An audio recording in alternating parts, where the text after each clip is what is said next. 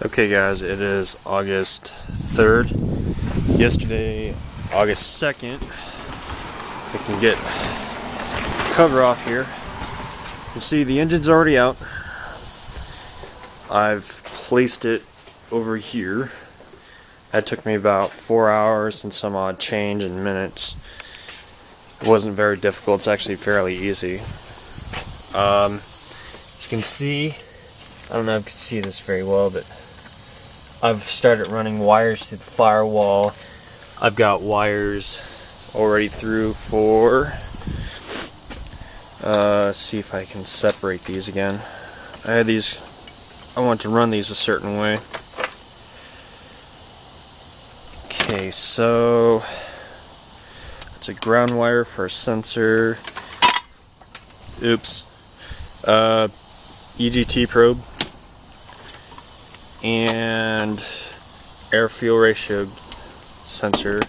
These two I'm gonna actually run along here somewhere and then down, along with these two sets of wires here. These are going to be for a dual intake air temp sensor, so that one's running this way as well. And then we have one for one's a boost or pressure sensor, boost vac for the Greddy. And then these two are for boost vac and solenoid control for the boost controller. These wires are going to run this way. So I've still got more wires to run through for gauges and some more for the Greddy E-Manage main harness, but I'll finish that today. I started the hole for it. It's a nice little hole, there's nothing on the other side. I just need to enlarge it. I didn't have a large enough drill bit, so I had to go to work this morning and get one. This week I am off on vacation, so the lovely work station, I guess you'd call it. And then I've also started running power wires for the methanol injection pump and a thicker wire for the fuel pump. Since I've upgraded the fuel pump, I need a heavier wire to take the amperage. So I've done a little sneaky peek and found this little cubby hole here in the side of the passenger side, underneath the little step board here that goes here. As you can see, it's missing, which is over there. I've done a relay here. So the way this is going to work from the wiring diagrams is that power and ground are these two wires here, so that power is only applied from the ASD relay then to the fuel pump relay, which then applies power to here. Well, this is a little redundant. Now it's the ASD relay is turned on, applies power to the fuel pump, which then applies power to this relay to turn this relay on to allow power to flow to the fuel pump, which is kind of redundant, but it's the best, sneakiest way I can think of. And then I've used the factory harness deal here. This, of course, this relay is going to be hidden underneath the access panel, and then you can't really tell that that wire's there. And I'm trying to run these wires so you can't really see if they're there or not. This wire in here is the methanol injection. Of course, it runs all the way up in here behind the floor mat, and then it's going to run through the firewall. I'll do that today along with, oh yeah, all of those all got to be hooked up today. And then I put the 340 liter per hour Aeromotive Stealth in-tank fuel pump, but I may have to go back in and modify the baffle to allow enough inflow for the fuel. Oh god, why is it every time I start talking, my nose starts running like hell?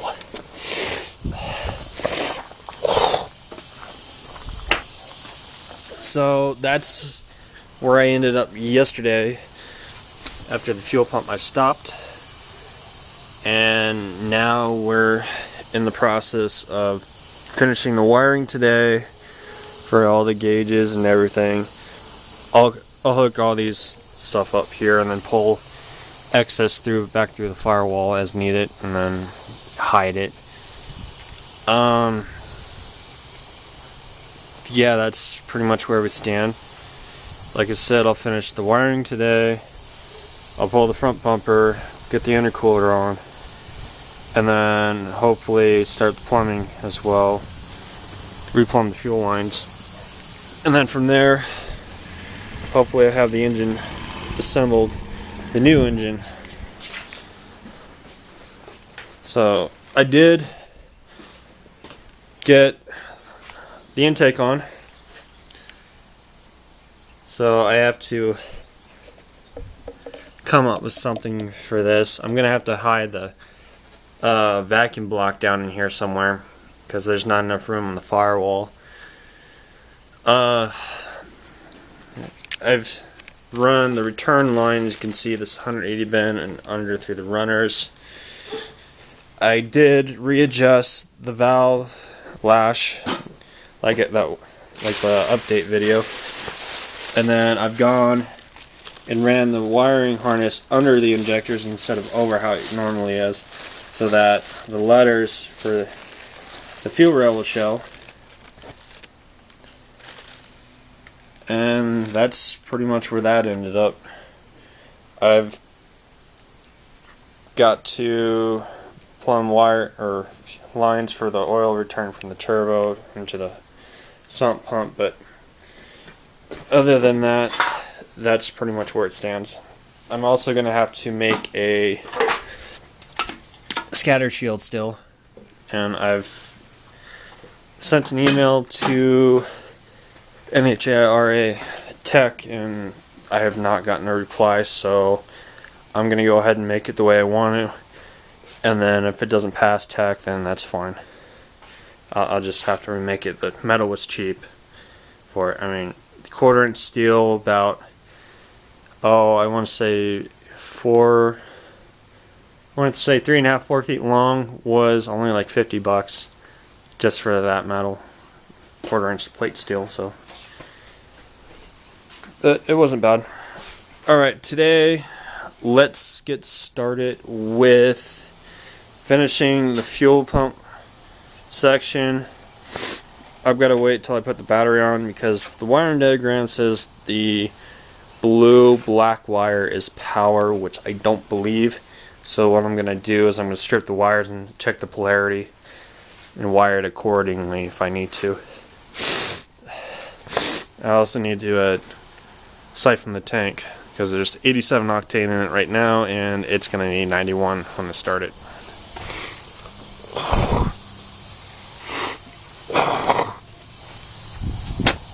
So I'll keep you updated through the day.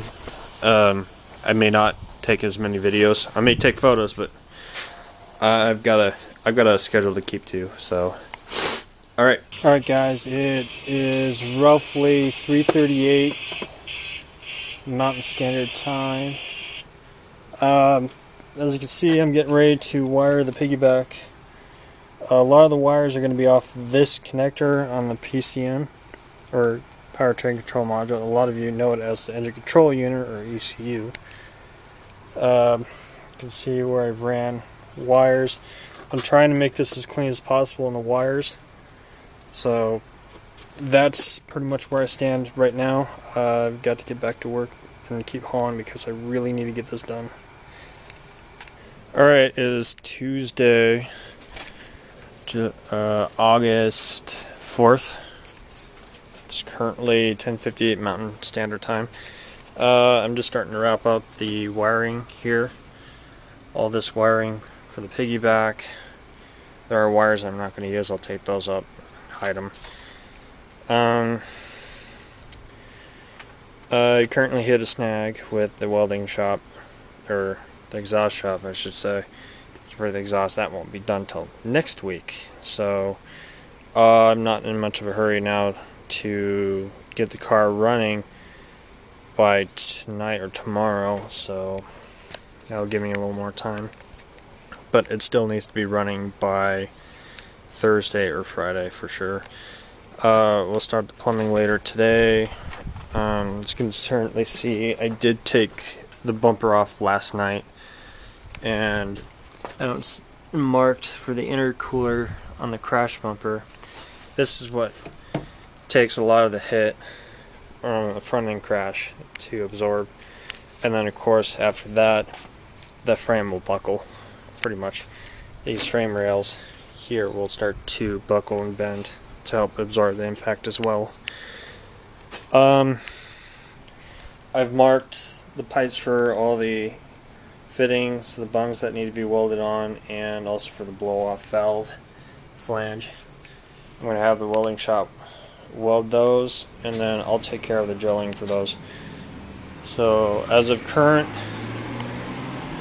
yeah, the garage is a mess. I'm going to finish wiring today for sure.